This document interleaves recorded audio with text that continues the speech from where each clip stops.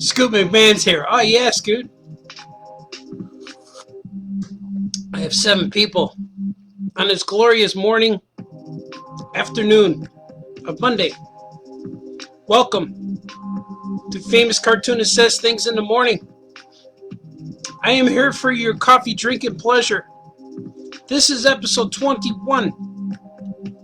That means I talked to you 20 other times before this. A swig for the working man. It's coffee. Scoot's here. Alejandro's here. Rob Turner's here. And D. Brad. You guys are here. Today is a glorious day. Today is the first day of the rest of the week. Actually, yesterday was the first day.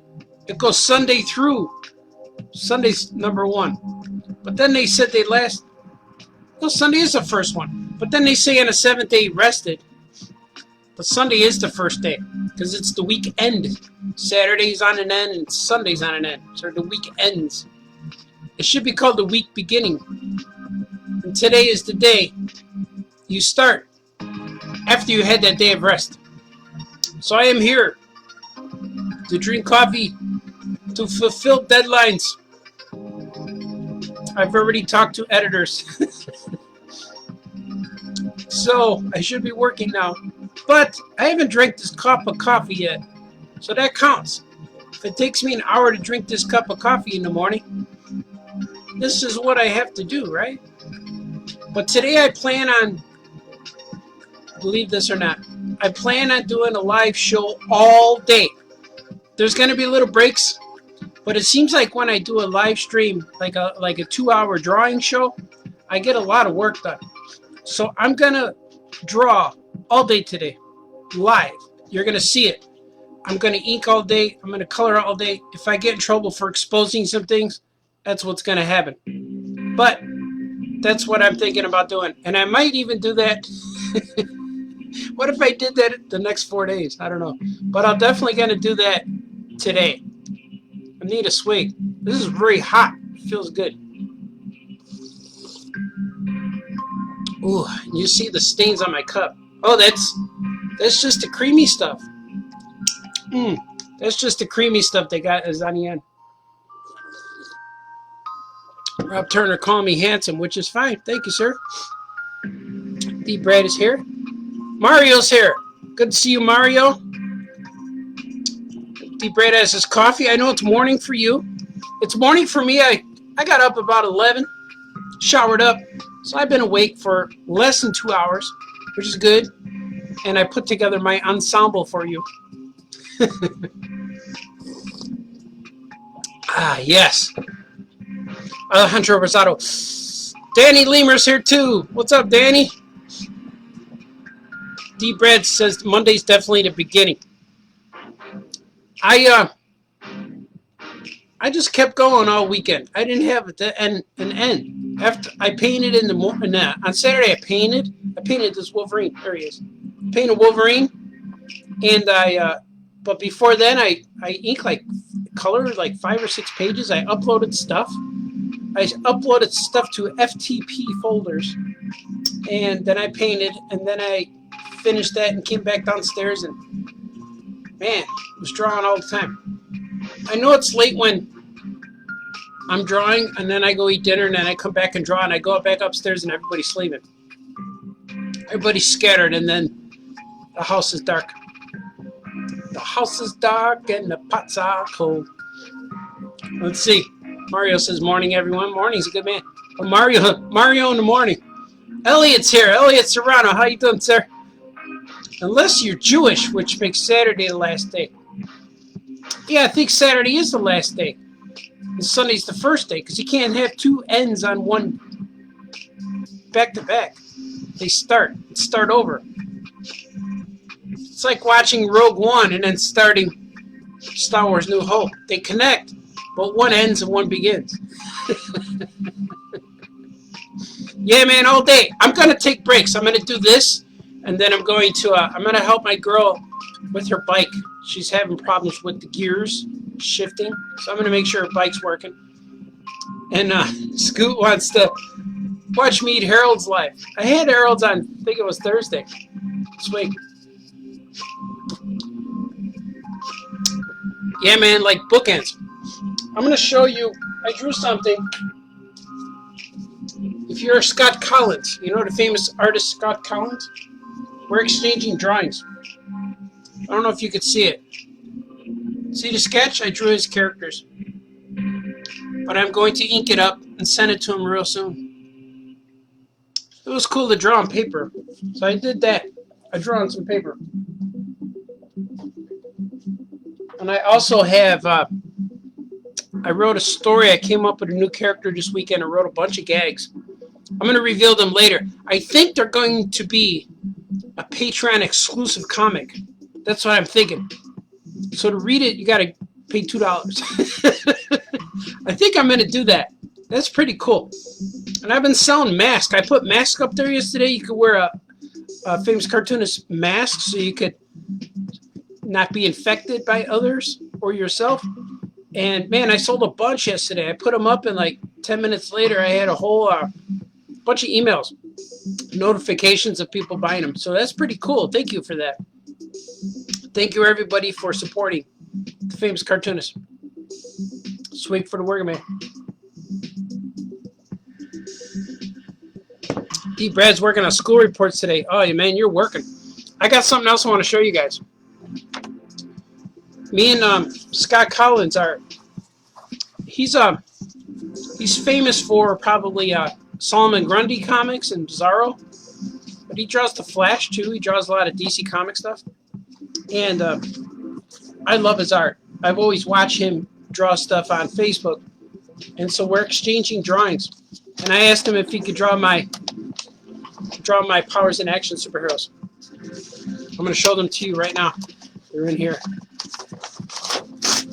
Oh, that wasn't the art. It was the paper. It says "Too Fabulous to the Fabulous Art," Scott Collins.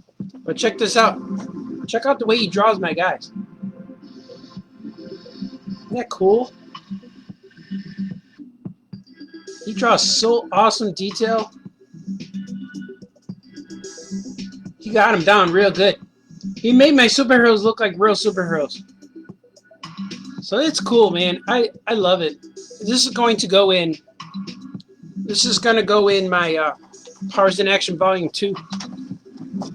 I have to see what happens, because right now I'm waiting for everybody to get back to work, because this COVID layoff stuff. I heard a lot of small publishers. So we're going to see what happens. You know what I mean? We're going to see what happens, because a lot of smaller publishers are hurting, and nobody's working yet, which is good for the artists. You could get some more time to finish your stuff, but I don't want to take too much time. I can't. I can only talk for an hour here and then work all day on live streams. Everything you see today that I'm going to draw later has a deadline.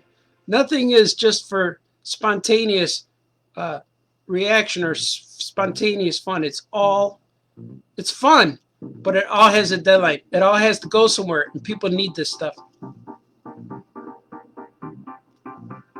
It's true. It's all true.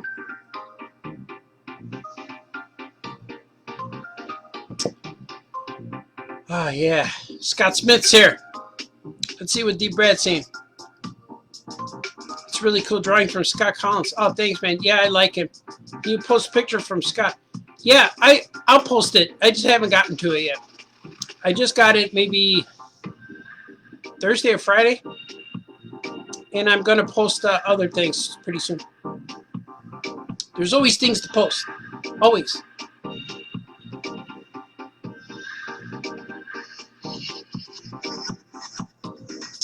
Let's see. This weekend was nice. All I did all weekend was work, so I don't have any stories. I don't have any, I didn't watch any TV. I watched some Big Bang Theory. Everybody knows that. I watched the one where Sheldon's girlfriend, Amy Farrah Fowler, pretend like she was sick so he would give her attention and rubs Vic vapor oil on her chest and she was in ecstasy. So I watched that one. That was funny. But I didn't see much. The White Sox, when they won the World Series, that game was on this weekend. I watched some of it, but by the time it came on, it was too late, and so I recorded it. So I'm going to go back and show the family. But that's later. You know, I don't have a lot of TV stories today. I didn't watch Clone Wars. Scott Smith wants to know when's the next. Oh yeah, pod. We usually try to do them on Fridays, but this Friday everyone had things to do. Johnny Yoko Chips has been doing marathon pods. Man, he does like 3 a day, but he's getting all the big names now. He had Greg Rucka on there. I saw. He had Snyder from Batman, and they were all talking about Denny O'Neil. Denny O'Neil. Miss you, sir. This week for Denny O'Neil. I never formally met the guy or hung out with him, but I think I've been in the same room with him, definitely. And I might have met him just handshake, but never anything. I might have just met him, but never anything. I never talked with him, though. And he's great. His comics are awesome, and he has such a presence, like a legendary presence, especially when he was sitting with like George Perez and these older guys. And I met who's the guy who would draw Ambush Bug? Man, I forget his name right now. But he was sitting with him, but I met the other guy. It was good stuff. Sweet. Today I am going to work on Gilbert number 3. I only have 19 pages left, and I would really want to finish them by Friday. And I have like 27 pages left of Archimaniacs, and I really want to finish those by Friday. So mostly I'm going to just keep going today with Gilbert. You're going to see a lot of Gilbert. Yeah, Keith Giffin's the guy. Mario, thank you. Keith Giffen was with, I know was with Denny O'Neil at the time where I shook Denny O'Neil's hand. But then later I saw Keith Giffen, and he invited me over to have breakfast with him and his family. And man, was it cool. I was so nervous. I was nervous because when I meet these celebrity guys, the guys I admire, I get starstruck a little bit. And then every time I meet these famous people or people I really admire, I walk away thinking, I analyze the conversation in my head. Why did I say that? Why did I say that?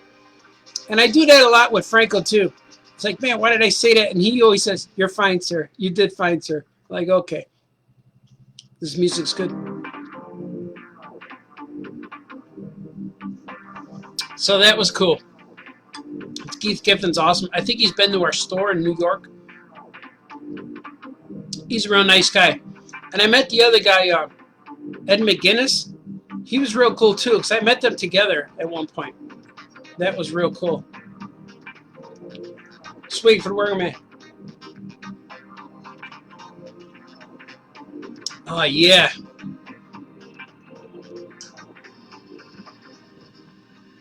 I hope you guys are digging this stuff. I don't know. I'm getting messages, so that's why I got distracted.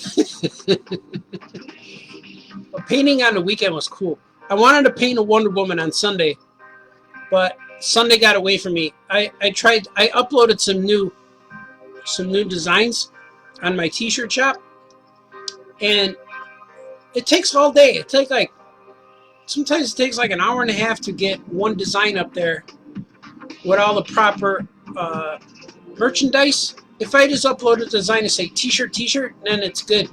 But when I want to make them into bags and purses and shoes and phone cases, that's what requires a little more adjusting to the design. But it was really cool to upload stuff this weekend. So I did a lot of uploading on Sunday.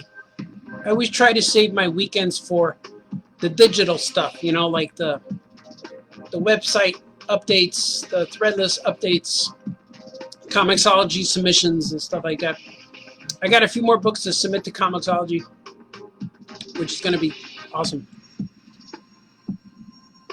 But I came up with this cool story. This cool idea. I had this idea for a spider who gets bit by a radioactive man. It's true. It's called The Amazing Man Spider. Now I had this. It's funny because years ago, this has to be about 10 years ago. This was within the Tiny Titans era.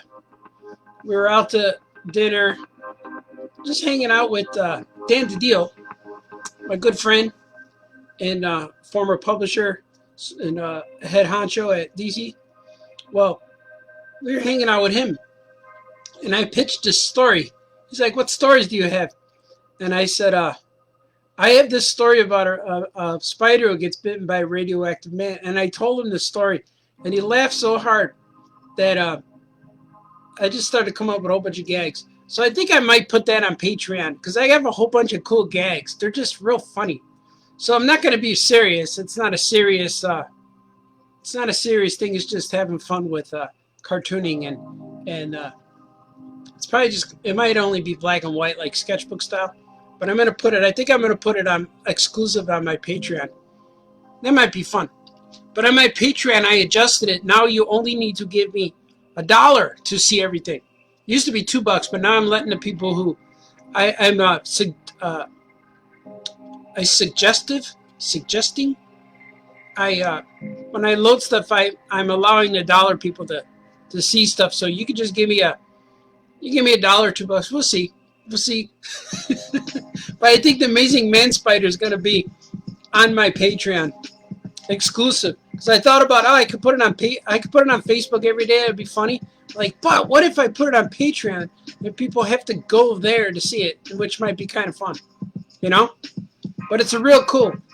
The man spider has all the proportionate strength of a man, but he can no longer stick to walls. He can't do anything a spider can do anymore. It's just all. He can only do man stuff. So now he has to go to work. He has to pay taxes. He has to make his own lunch. He has to do all that kind of stuff.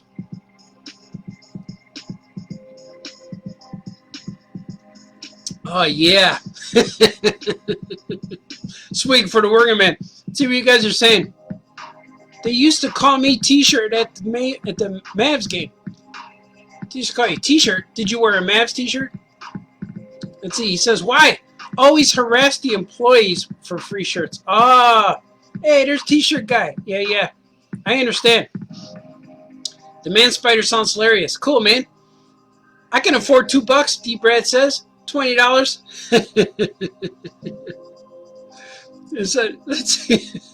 Binks even said, Binks is here. Yes, my man. Sucre Daddy. I don't know what sucre is, but that sounds like a term of affection to me. Sucre. You like my outfit, Binks? I dressed up for you today. I got the funk. You're awesome, man. I love your live shows every day. It's so good. I rock them in my house here. Unplug the speakers. Unplug the headphones, and the basement's alive. And my art studio's alive with Vinks. And my family thinks I'm live streaming when you're on. Because they hear Vinks say, Art Baltazar. And they're like, are you talking to him again? I said, yeah. So they always think I'm live painting whenever they hear Vinks, which is kind of cool. I have them trained. When you hear Vinks music, I'm live streaming. Swig for the working man. Swig for Vinks. It's a 2-drink minimum, but I got one giant mug. One giant mug minimum of coffee here. And it's still warm. Swigging. Oh, sugar daddy. That's what it interprets it. That's cool, man. I'm trying to do that, you know. Trying to bring my vibe, my sway. Chris Erickson, 2 sheds. I like the guy behind you. Is that the Phantom of the Opera? Yeah, that's him. This the Meagle Phantom. I had to set up something. This is the Meagle Phantom. He's the new Meagle one. This is if you look carefully, you could probably find him at Walmart still, and Target and stuff. Phantom. But he's cool. Look at, he's got a cool outfit underneath. He's got a lot of layers of fabric, but no socks. So, and his legs are different color than his hands and head. So I don't know how that works. Maybe he's getting more blood flow to the bottom of his body, you know, because he does look kind of zombified. His head does look kind of weird. His skull looks sunken in. I'm gonna put him back up there. I got Dr. Zayas in there. You saw Dr. Zayas before. See, Deep Red said, "Isn't that your painting, Kimoto?" Yeah, this. I paint with this. Yes, this is my rope. My it's authentic. I bought it in China. I bought it from China. They shipped it to me. But China has different sizes for the large American. See, look at, I even have this. I actually can't pin. But China has different sizes for the large American man. Normally I take I could fit into a 2X shirt, but I like the 3X t-shirts. They're more comfortable, they're airy. And people say, "Hey, you're losing weight." But I don't think I'm a giant fat guy, but I am a large man. I'm tall, 6'3", 225 pounds. So I am big, and I need some space. So when I ordered this rope from China, I was trying to see the equivalent of a 3X. And it comes out to like 8XL. So I had to do the math. So I ended up buying I think I bought a 5XL, but it's short everywhere. And it's slightly snug here, but it's not bad. But it should probably fit one size maybe larger. So maybe a 6XL. So that was tricky. Buying clothes from China is tricky. And I learned that. I bought vests before. That I bought a 5XL vest. That once I put them on, they're tight. They just fit tight. Like they fit me. But if you want breathing room, go an extra size larger. Because they have the equivalency chart, you know, that math chart. We all hate to do the math in the morning. But they have that chart. And so it breaks down to like, oh, okay, instead of 3XL, I'll do 5XL. But I'm more like a 6 in China sizes. So I know that if I go there, if I go to China and go to these places that make these clothes, they're going to think they're getting attacked by a giant beast. Who is that giant? I just know it. Like, what should they think of these people ordering clothes? Like, oh my God, we just saw an 8XL robe. How large is this guy? That's got to be a culture shock for anybody. You know, like Andre Giant goes over there. That's why he's so popular in Japan and China. And so I can't imagine that. I would just like to go there just to become a celebrity. Just say, hey, I'm a famous cartoonist. I'm a giant famous cartoonist. And just wear some real big shoes or something.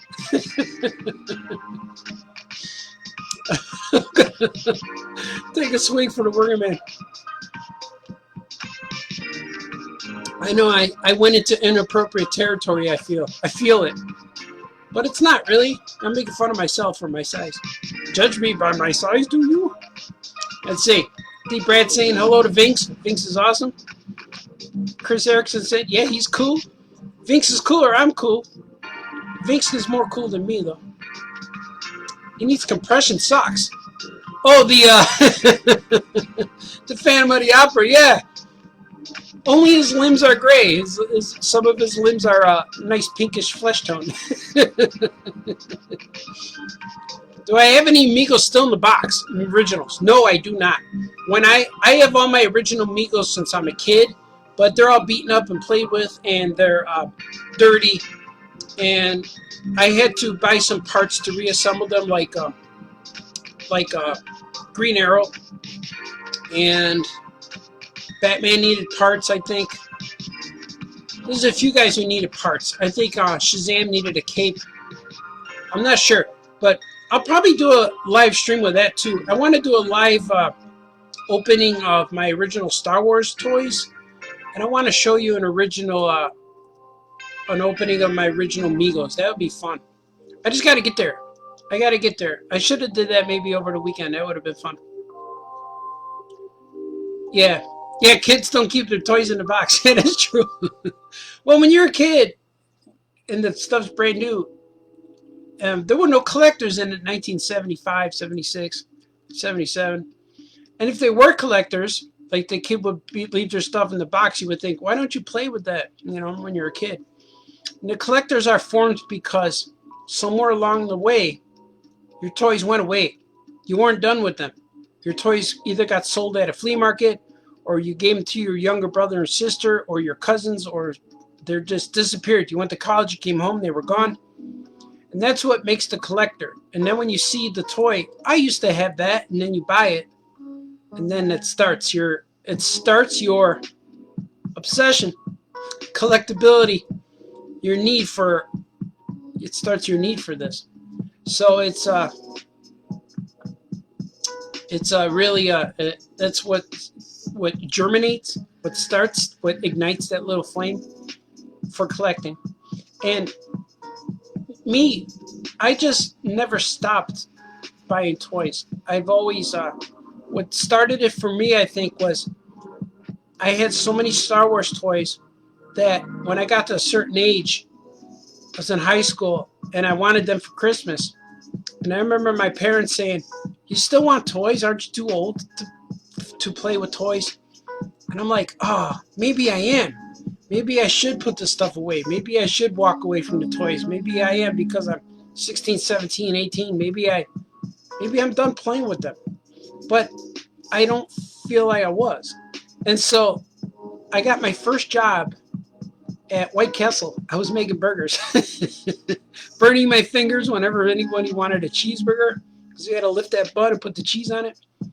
But I used to mop the floors at that place and clean the parking lot and all that. I used to go there 4 in the morning on a Saturday and Sundays to clean the place. But with my first check, I remember I got paid $145. Sweet. Yeah, I got paid $145 on my first check. And I cashed my check. I got this check, and I looked on the back of one of my Star Wars packages of the toys, and it had the Kenner's phone number on there. And the back had all of the last 17 characters, like General Lando, and Luke with Poncho, Luke Stormtrooper, Anakin Skywalker. Had all these guys on there. Man-a-Man, EV-99, EV-88, all these guys. So I called up Kenner, and I asked them, can I buy any of these action figures on the back? Because I need a whole bunch to fulfill my collection. And they said yes. And they were $4 each. $4 each for the last 17. And I would buy all of them. And I was on the phone with it was a lady on the phone at Kenner. I'm like, okay, I'll take General Lando. Okay, we have him. I'll take Luke Poncho. Okay, we have him. Said, I'll take Anakin Skywalker. Okay, we have him. I'll take a Man-a-Man. Oh, we're sold out. Like, oh. I'll take R2 with the pop-up lightsaber. Oh, we're sold out. Oh. I'll take A-Wing Pilot. Oh, we're sold out. Oh. So I bought all of them except for 4 figures at the end. And then I went to, I was 17. I was still in senior high school. And then a few weeks later, I get this box of figures. And when we got those boxes, me and my brother ripped them all open. Ripped them all open and started playing right at the kitchen table. And I got all our other guys out. And it was real cool. And we put Luke on the speeder bike and had a great time. But for all those years after that, since I'm 17, 18, I never had those last 4 Star Wars guys. And until like the last 2 years, I finally completed them all. I finally bought the R2 pop-up lightsaber, probably in like 2015. I just got him. But I got A-Wing Pilot. I got them all within a 5-year span. The last 5 years, I got them all. And I just got, the last one I had to get was Yak Face. A lot of people don't consider him part of the collection because he was only in, he was on a tri-logo card. He was only available in Canada or Europe. But I finally got him, so now I finally have them all, which was weird because it took all those years to finally track down the 4 that I needed. But the 4 that I got, they're real nice condition. I got a man-to-man. I got them all real shiny, no paint rubs, and well, mostly like you could probably find the last 17 Star Wars figures in real good condition because by the time they came out, kids who were playing with them were graduating high school. So guys like me, where your parents say, are you still playing? You're too old. So that's where a lot of those figures in that last 17 are real crispy clean still. But they're probably the most expensive out of all of the line of Star Wars guys. Besides the original, you know, original guys in the real good condition. But you could probably still find Luke Skywalker and Darth Vader for a couple bucks if they're all beat up and played with. But they're so common. They made millions of these guys. But the last 17 Star Wars figures are some of the hardest ones to find. And when you find them, they're really cool because Luke Stormtrooper came with a little gun and a helmet that came off. And at this point, they were starting to make the Star Wars guys where the helmets come off. So it's hard to track down the figure with the accessories. Sometimes the accessories take a little longer. But there's guys making repro out there, but I know people don't like the repro guys, but I'm a fan of it, man. Make repros because I need lightsabers.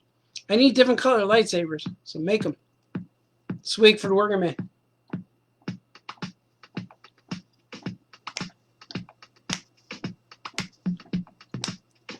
Yeah, man. I'm going to do a showcase stream one day. I'm going to show all of my, I got all my original Star Wars in a little bin. It's a small bin. It's about this deep. It's a small bin. It looks like I'm bringing over a cake. A little big. And I'm gonna open that. I haven't opened it in a few years. And I'm gonna put. I got Yak Face on my shelf, so an R2 pop-up lightsaber. I have him. I can see him. So I'm gonna put them in there and show you guys what they look like. That'd be really cool. Yeah, man. I'm very satisfied. There is a sense of satisfaction to complete the collection because. Like I said earlier, I like when things end, when I can finish something. And with the Star Wars collecting, I'm really happy I can finish because now I still look at them when dealers and people have them at toy shows and stuff, but I know I don't need anything. So I just look at them and said, oh, Lobot, $4, you know? So I still look in their cases, but it's so satisfying to know I don't need to buy anymore. I really enjoy that. Yeah, man. I just got a toy in the mail today of a Wampa that I didn't remember ordering. It was surprised he won a T2E2. Oh, that's what Deep Red says. Oh, that's cool, man. I got a Wampa. I got original Wampa somewhere, but I can't find him. I was looking for him, but he's here somewhere. And I got Jabba the Hutt somewhere. I can't find him. I got the new Jabba where he takes apart. He's in 2 pieces. I just can't find him. I got parts of him. But I got some more boxes to open. And see, D-Brad only heard the story of Yak Face. Yeah, that was a good story. You also have all your original Star Wars from the 70s. Yeah, they're cool, man. They came out in the 70s. They came out for 2 years in the 70s, and then the rest of them came out in the 80s, which is really cool. Eric's here. Hi. Hi, Eric. You're looking good too, sir. Take a swing.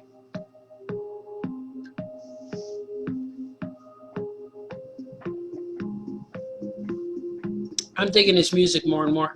So like every time I hear this music, I want to draw.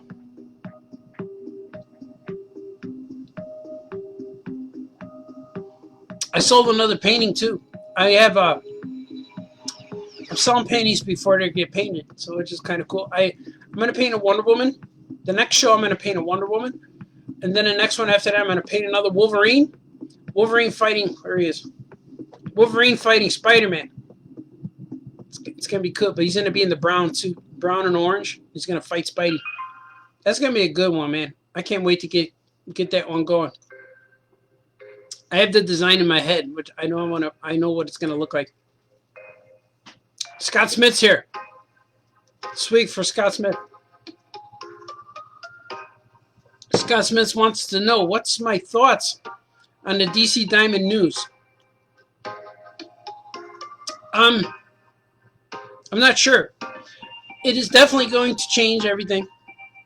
I kind of admire DC for taking control of their own destiny.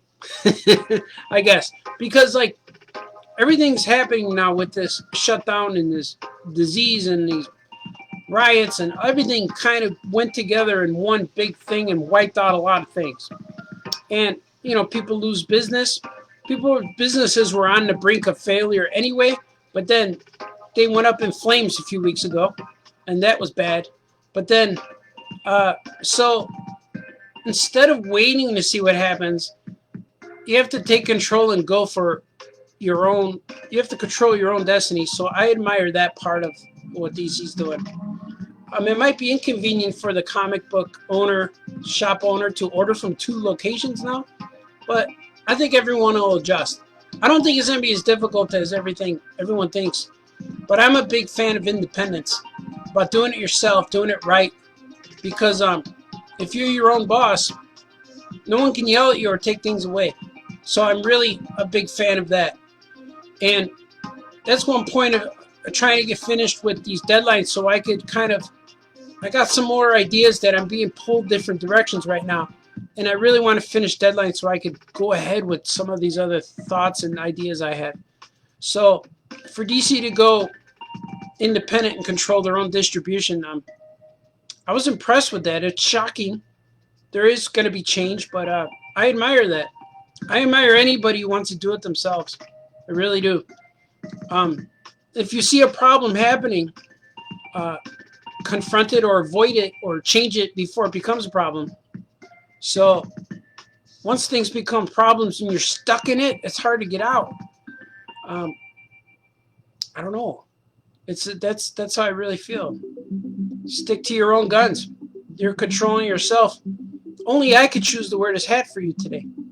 Only I could pick out these awesome shades. Only I could pour my coffee for myself. If I rely on somebody to pick out my clothes and pour my coffee, it may not be the way I like it, right? But I know how I like my coffee. I know what clothes I chose today. So every decision should be your own. And if it is, you're going to be much happier. Got all symbolic on you. Steve Brad said, did I mention how much I love that Wolverine painting? Thanks, Steve Brad. Yeah, man, you did. I love it. I like painting. That was a real fun one to paint. And every painting I paint, I don't know what it's going to look like. I have an image in my head of what I'm going to do or what colors I'm going to use, but I don't know what the end result's going to look like. And I love when it looks real painted. Like, it looks like paint. Nothing's refined. It's just... nothing's refined. It's just when you look up close, there's paint splotches and mistakes, but it all goes together. In my when I show my family, my older son and my wife tell me it's very Van Gogh-esque or very Monet, which is really cool because Van Gogh was a big inspiration to me when I was learning how to paint when I was in college, and I would go to the museums, and I would go to the museum, Art Institute in Chicago. And I look at the whole thing. I look at everything, absorb it all. But when I get into that Van Gogh room, I realize how small his paintings were. They weren't gigantic pieces. They were small. And they were they might be large for your dining room, but they're a lot smaller than I thought they'd be. And I look at those paintings, and you could feel the energy. You could feel what the guy did that night. Like, he probably had Vinks playing, he had some drinks, and he just threw down some paint. And you could tell, like, man, the energy on those is so good. And I feel it. Every time I see Van Gogh's paintings live, I feel the emotion. and I get emotional over his paintings. It's like watching the E.T. It's like crying when E.T. leaves. Be good, you know, and then that's what it feels like when I get overwhelmed looking at a Van Gogh painting in person, and I always think, man, it looks so simple, but it's not.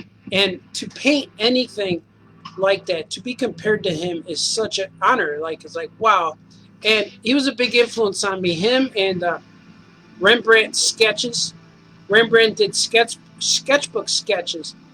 If you look at sketchbook sketches by Rembrandt, you're going to understand how lines move, how dark and light lines, how gentle touch, how a heavier hand, by looking at his drawings. And if you look at Rembrandt's drawings, he has a whole layout of a whole piece, but he'll start one spot, real detailed, and he'll vignette out, and he'll eventually blend it off. So anywhere he leaves off on his drawing, the drawing looks complete, because he doesn't bounce around. He doesn't ink all the trees first. He doesn't do people's faces first. He starts at one spot and just vignettes. And if he never gets back to that drawing to finish it, it doesn't have to be finished because it looks complete. And that's what I love about Rembrandt's sketches. And I learned so much from that. I learned so much from him and from Van Gogh. It's two opposite people in the classic artists and the masters. But I learned so much from those two guys, just looking at them and just studying their way they paint. And I know that Van Gogh, I can relate to him too, because from what I heard, he was the weird guy who would stay up all night and painting all night in his house. And then go out there in the day to walk around and look weird. People thought he was weird.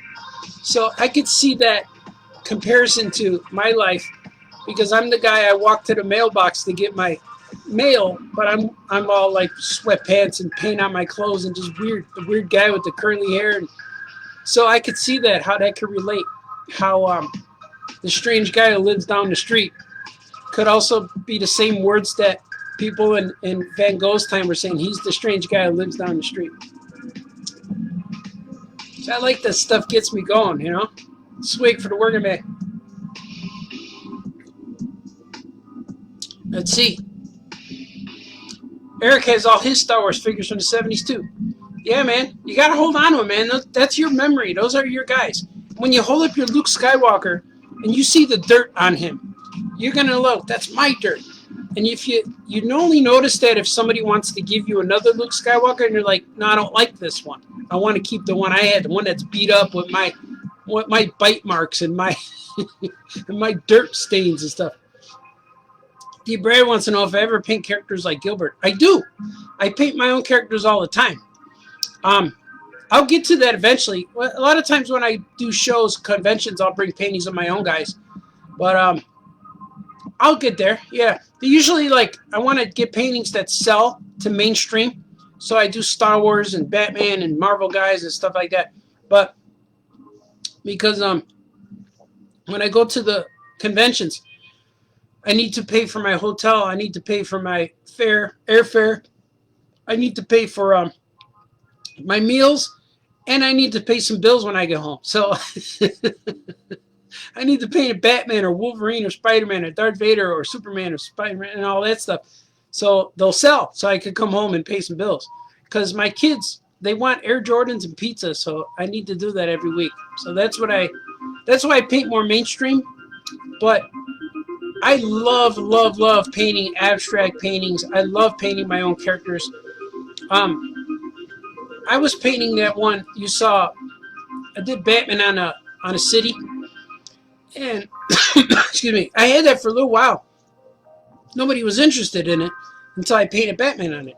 So now it's sold. So, but I'm not against painting mainstream characters because I love them too, and that they're pop culture now. They're very acceptable because the pop culture knows them. Regular people, normies, what do we call them? Normies? Worldlies? People who are not in the geek culture. I hate that word, geek culture. Comic book culture. I'm going to call it comic book collectability, pop culture. Sweet. people who are not generally into those cultures that we establish as collectors, as comic book artists, as fans, are reaching the normal people status. Normal people know who Wolverine is now. Normal people know who Spider-Man, Mary Jane, they know these things. They know Spider-Man's girlfriend's Mary Jane. They know the Green Goblin's Norman Osborn. They know the Joker is Batman's villain. You know? So that's what's kind of cool about the pop culture characters, is that that people know them. It's like once your grandmother starts saying, "Oh, that movie was the bomb," you know, you know it's time to come up with something new. So right now, all the grandmas know Wolverine. They know Cyclops. They know Jean Grey's Phoenix. They know these things because of movies. Let's see. I've been talking. Let's see what you guys are saying. What are you saying?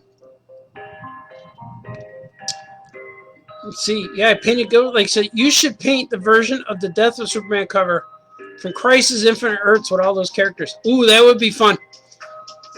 Yeah, I like painting big. So to paint a whole bunch of little details would drive me nuts. I get a little crazy with that because I like painting big. But if I was to paint that painting, it would have to be on a big canvas so I could paint all those little characters bigger. I should paint it on a wall, like a mural. Crisis of Infinite Earths, have Superman holding Supergirl. No, that'd be fun. Mark Spencer Reynolds is here. We're saying greetings, Mark Spencer Reynolds. Let's see. All my toys from the 70s, 80s are gone. Haven't been played to death. That's all right. If you destroyed them, if you destroyed your toys, you're good. If they were taken away from you at some point, that's what makes you want them again. But if you were done with them and you blew them up or lit them on fire, that's fine. Because I know we did that with Army guys, of course. All kids burn their Army guys or blow them up. They put firecrackers on them. But when our G.I. Joe guys would break, we would paint the limbs. We'd paint them red. So like, oh, my arm's broke. So this guy was wounded in battle. See, Deep Red says, yes, the toys I still have from when I was a kid are old. My Sesame Street Ernie finger puppet is now wrinkly and bald. My Adventure People are floppy. Yeah, man. I have a few Adventure People. They're real floppy. I've been buying those Sesame Street finger puppets. I've been finding them when I go, and I have Ernie, I have Big Bird. I can see him from here. I have two Ernies and Big Bird. I had another guy. I think I had Grover. Yeah, I got to do a tour with the camera one day. Sweet.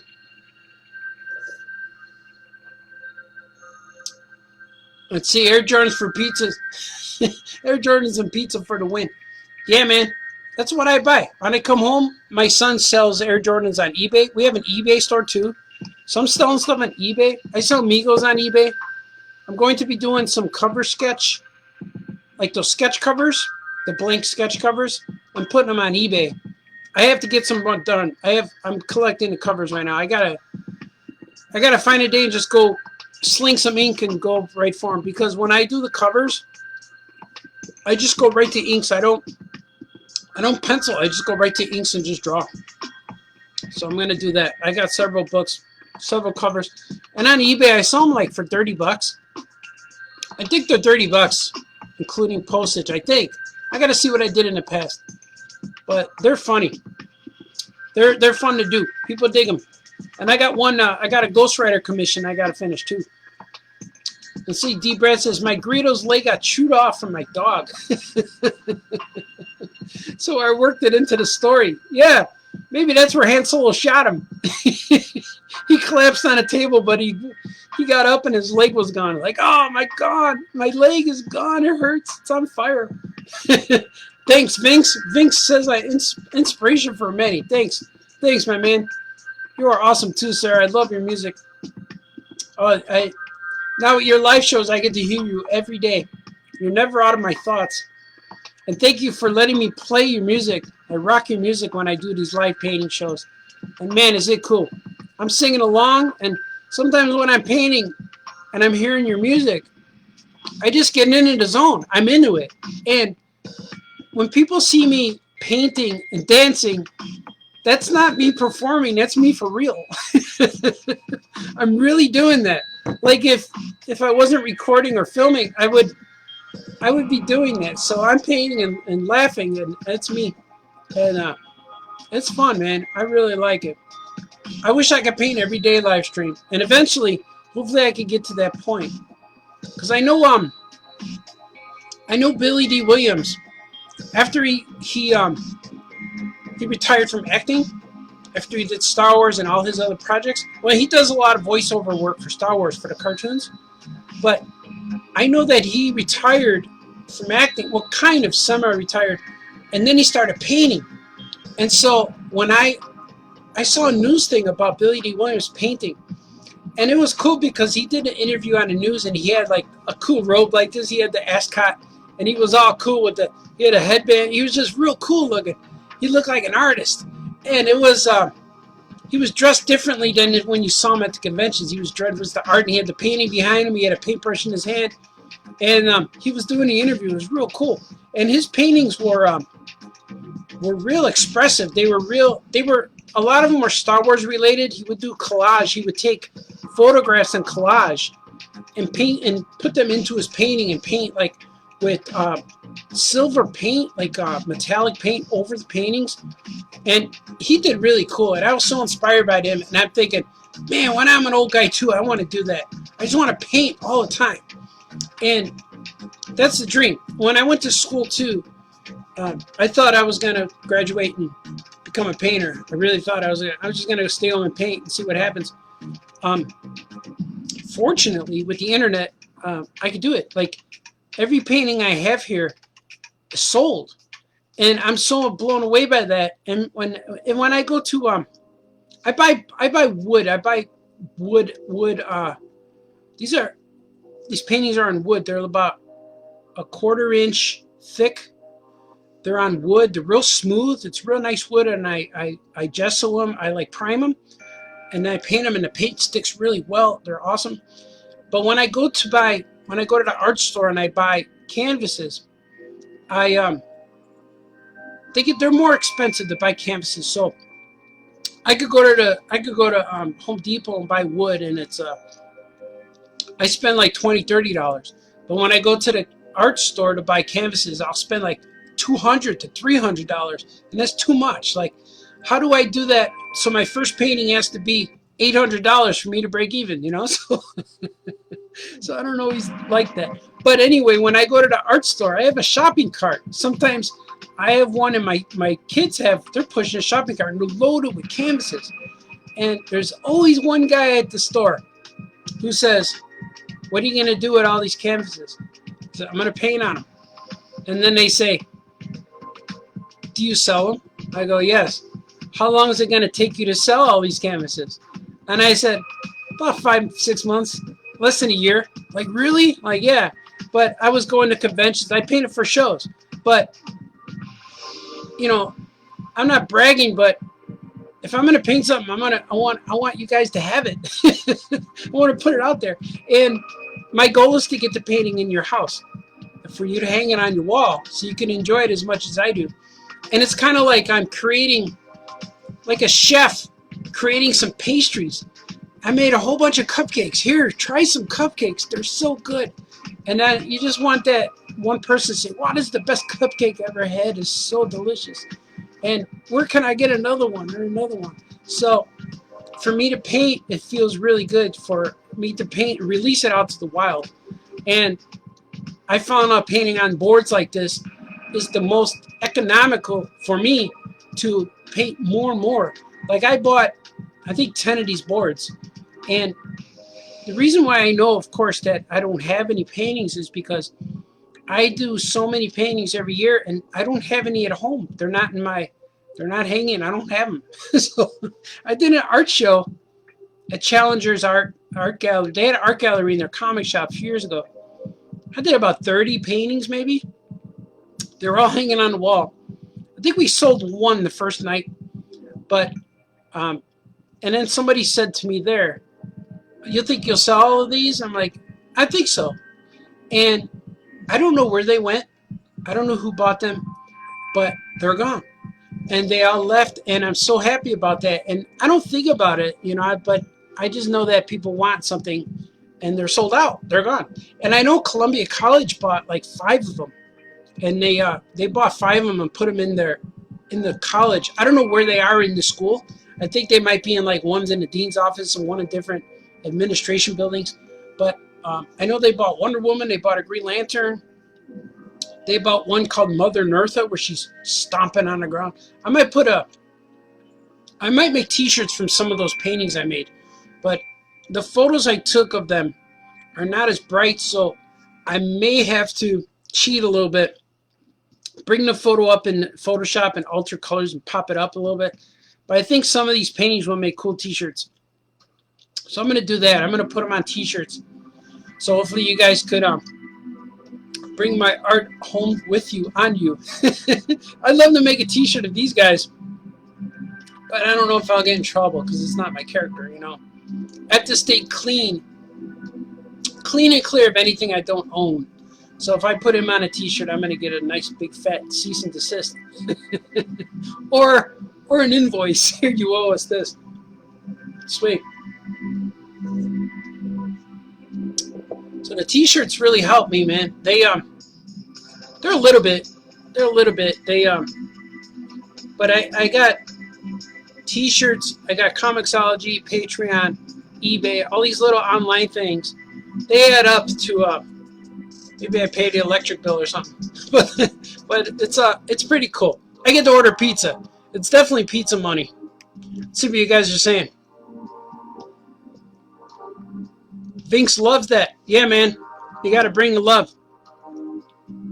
D. Brad says, yeah, I introduced you to Vince. I did.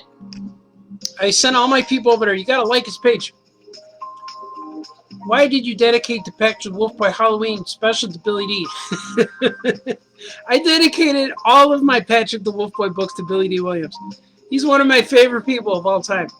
I met him. I met him several times, and the first time I met him, I was so blown away by his charisma and his coolness that I was so overwhelmed with him. And he gave me a free photo, and he signed it. And I gave him a comic book that said dedicated to Billy D. Williams.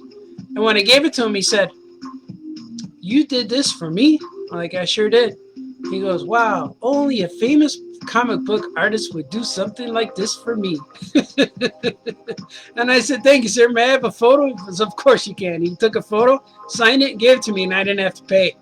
So I thought he was awesome. So I dedicated every book every Patrick Wolfboy book to him from then on. He's just cool, man. I just love him. Lando. You know, he has the ultimate character. He has an ultimate character heel turn in Star Wars history.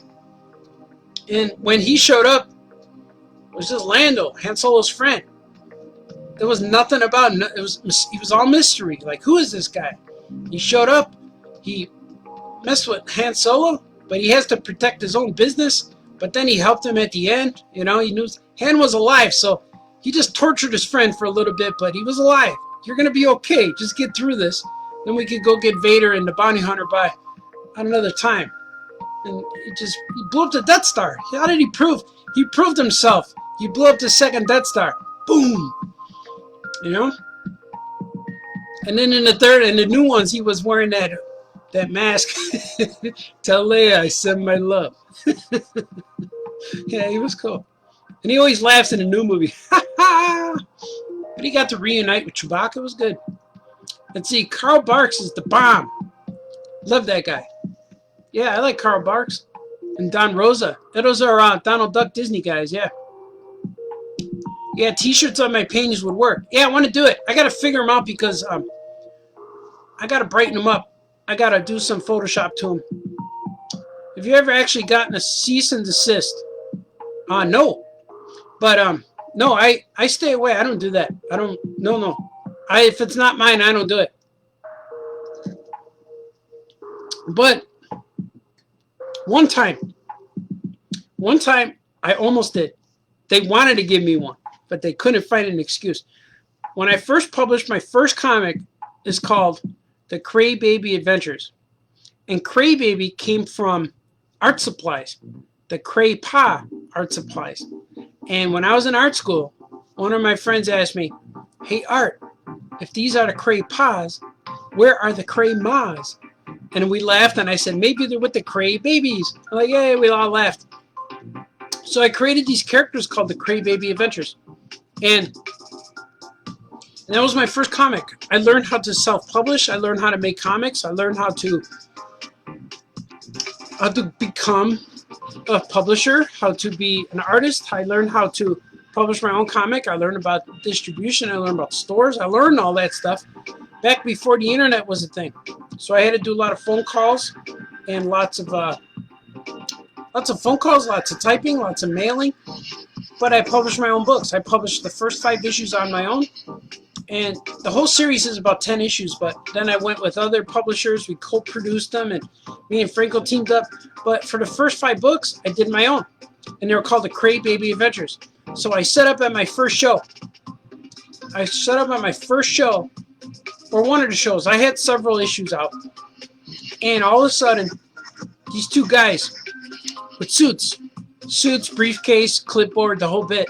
There was 2 guys with suits, and one guy in the middle was he might have had a suit, but you could tell he was the guy who hired the lawyers. So they're all standing in front of me. And they said, what is this Cray Baby Adventures? And I told them, exactly what I just told you guys. It's based off art supplies. They're Cray Babies, they're Cray Paws, Cray Mas. They fight the gouache monsters. They're based off art supplies. And then it goes into adventures. And they said, does it have anything to do with Cray Computer? And I said, no. What's Cray Computer? And they explained to me, we're from Cray Computer. These are the lawyers. We're here to hopefully not go to court. I'm like, what? And they said, would you mind if we read your comics to find out if there's anything related to Cray Computer? I'm like, go ahead. So they sat there. They sat in front of my table for about 2 hours, analyzing every page, and they read the whole series. They read the whole series of Cray Baby Adventures. From the first page, they read the indicia. They read everything. And each guy was over the shoulder of another guy. They read all, I had 6 or 7 issues at the time. They read all the books. And I'm like, what do you guys think? They said, it has nothing to do with Cray Computer. I said, I told you. I said, what do you think about the book? They said, that's good. We liked it. It was a good, fun story. I'm like, I told you. So they're like, okay. They shook my hand and carried on. All right, thank you for your time. So that's the closest I ever got by getting sued by a major corporation. So that was real fun. And I wasn't nervous at all. I was like, yeah, read another one. And I said, and they read all the books and then put the books back. Yeah, man. Swing for the word, man. Cease and desist. No, I never got one. That was the closest. I never got a cease and desist for paintings either. When it comes to artwork, you can make one piece, but if I made prints or published it in a book, then I'd get in trouble. But unless I don't have permission, if I make an art book and say, hey, Marvel, hey, DC, can I print these? They might give me permission, but if they don't, then I can't put it in there. So my art books, I try to do, they're just my characters. Anything I post, like on Patreon or publish, is just my guys. If I go in another realm where they're not just my guys, then I could get in trouble. Haven't yet, but I just don't. I don't mess with it. I don't make prints of other people's characters. But I'll do sketches. I can do sketches and paintings of other characters because it's one of a kind. It's like my interpretation.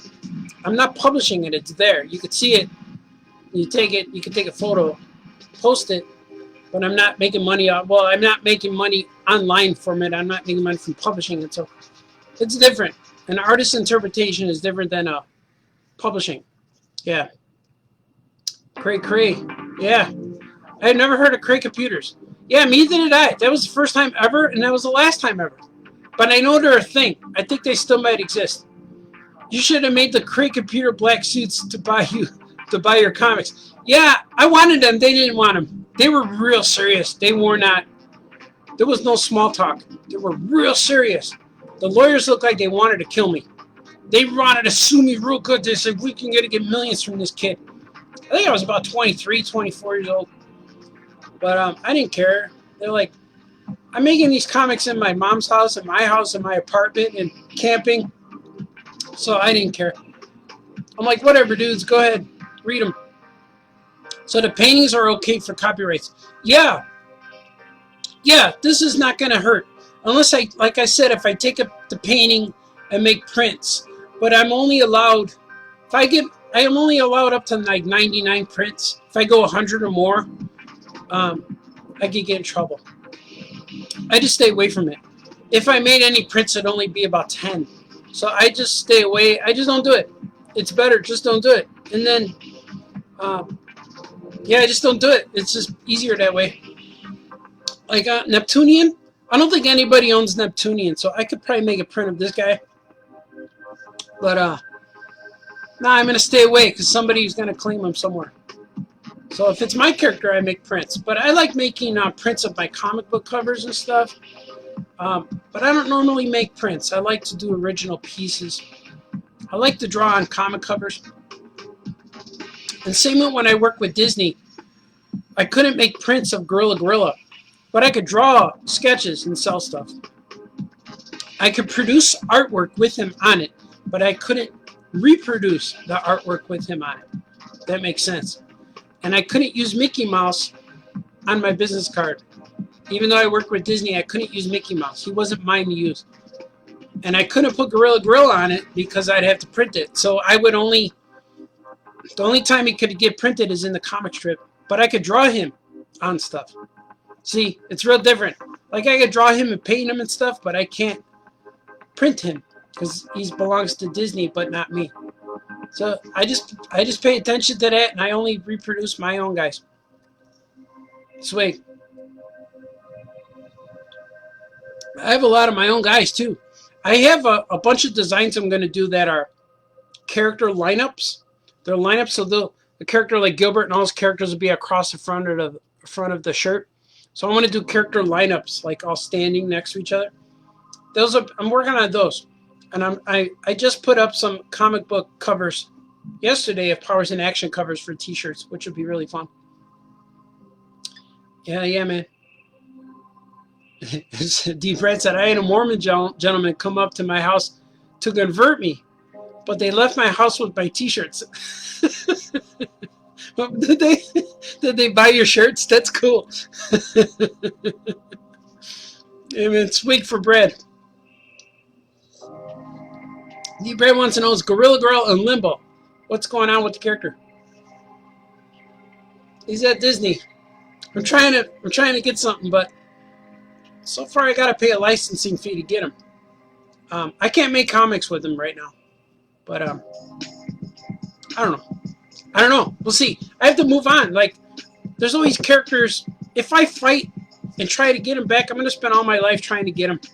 Instead, I just make new guys. I always make new guys. I'm a big fan of moving on to the next thing. Make new guys. Because I have Gorilla, but then I have like Wolf Boy, I have Action Cat, I have Gilbert, I have Drew and Jot, I have Captain Camel, I have Meteor Mite, I have Daring Dogs, I have a whole bunch of stuff. I have a whole bunch of characters that I don't need to stay in one spot. I can keep going. So I have Amazing Spider Monkey. I have the Amazing Man Spider now. I have Amazing Mouse. I have a lot of characters. I have like, I'm doing a Who's Who book, and there's about 340 characters in the book. So I have lots of characters that I don't have to stay in one spot. And then I have a lot of superhero characters. My Powers in Action guys, I have a whole bunch of them. So I could walk away from Gorilla never to return again, and I'll be satisfied with that. I'm okay with that. But I would love to work on him again. I keep trying, but I'm getting closer. I just have to follow who owns the license, and hopefully they can buy it, or I could partnership with somebody or something like that. And any new Patrick comics? We have Patrick books planned. Yes, I have a bunch of pages. I have a bunch of stories. I just got to get to them. I just got to get to all this stuff. It's hard to do. I can only do one book at a time, and I have several planned. And I want to start releasing some in like September, August. You're going to start seeing some new stuff from me. I want Man Spider. Yeah, man. I'm going to make Man Spider for Patreon. I think that would be fun. So sweet for the working man.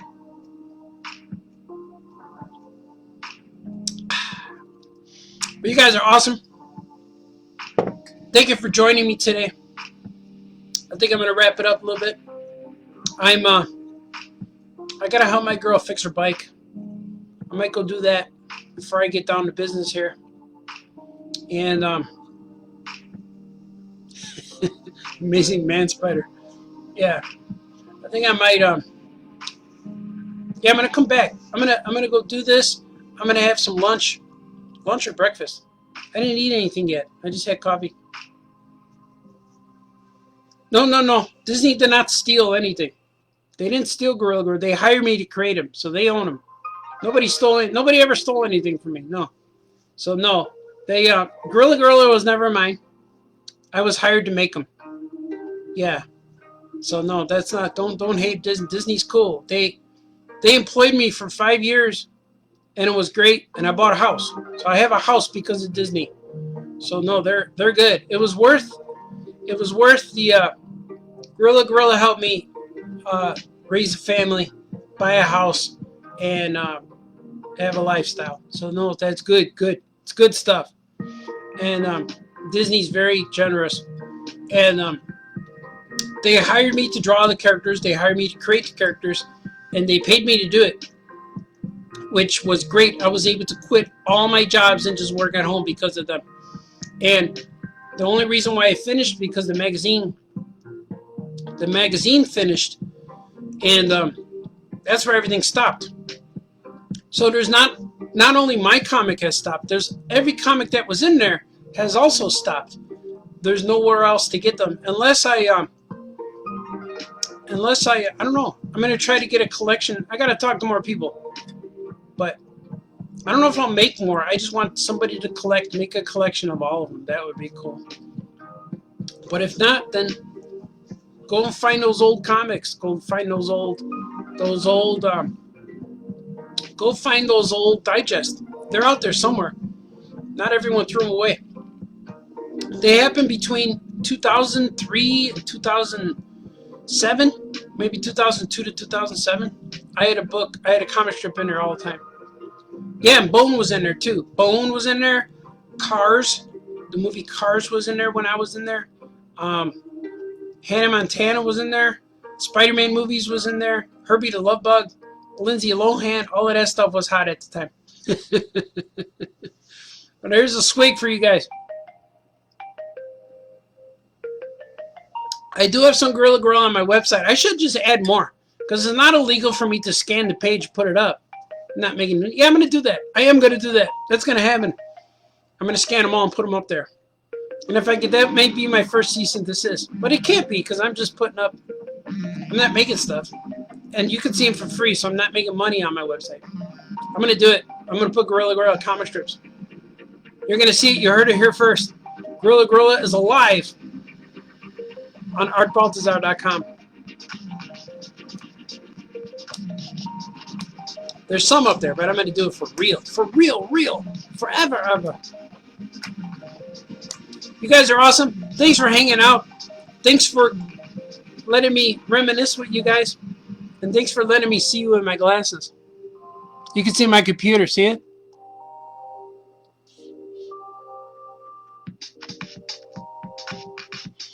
Yeah, man. I'm going to go eat some lunch. I'm going to fix my girl's bike. And I should be back here around, let's see, it's about 2 o'clock. I'm thinking I should be back here about 3. And I'm just going to, I'm going to do live drawing shows all day today. You're just going to see me draw. I'm going to do it every moment I'm drawing. I'm going to record it and show you guys. How about that? And I'm going to do as much as possible because when I do these live streams, these live shows, I work constantly and I'll take a break and I'll eat and I'll come back. So maybe I'll do about 2 or 3 of them today. You never know. Right on. You guys are awesome. Be nice to each other and wake up and do the things that make you happy. And don't go to bed mad. Make sure you get it out. Kiss the ones you love. Fix their bikes if it makes them happy. And when people come home, give them a hug. People come home, they're out. They come home, give them a hug. Tell them you love them. And eat dinner with your family every day. That's very important. And take a swig for the working man.